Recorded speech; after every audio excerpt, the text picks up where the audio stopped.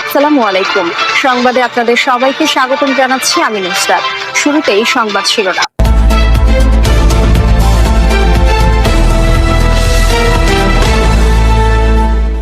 এদিকে বিমানবন্দরে এখনো থামেনি অঝরে কান্নার ঢেউ। কেউ কেউ 2-3 দিন ধরেও বিমান পাচ্ছে না, বসে আছে বিমানবন্দরেই। আর ওইদিকে তিস্তা পরিকল্পনা শুরু হতে চলেছে। অনেক হেনস্থার শিকার হইলাম, ভোগান্তির শিকার হইলাম এবং ফ্লাইট করে টিকিট ইস্যু করে আজকে আবার ফ্লাইট দিছে। আজকে 2:10-এর ফ্লাইটে 11:15 ফ্লাইট ছিল, যার কারণে আমরা ওইরকম প্রস্তুতি ছিল না। পরবর্তীতে আমরা বাই বেদার অনেক সমস্যার মধ্যে অনেক ভোগান্তি সৃষ্টি হয়েছে আমাদের। ফ্লাইট কর্তৃপক্ষ তারাও কিছু জানে না, তারাও অনেক পরে সিদ্ধান্ত দিয়েছে। আমরা অনেক আগে এসে বসে রইলাম।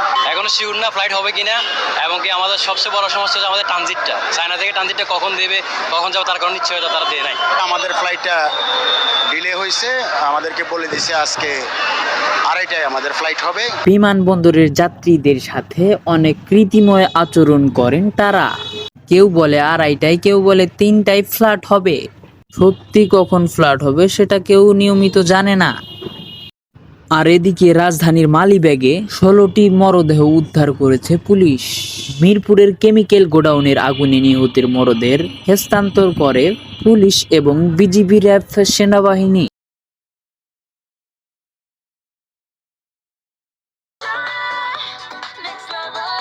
হয়ে গেছে। তিস্তা নদীর উভয় তীরের নদীদ্বীপ সংরক্ষণ এবং খনন একটি প্রকল্প ডিপিপি সাবমিট করা হয়েছে, সেটি আবার।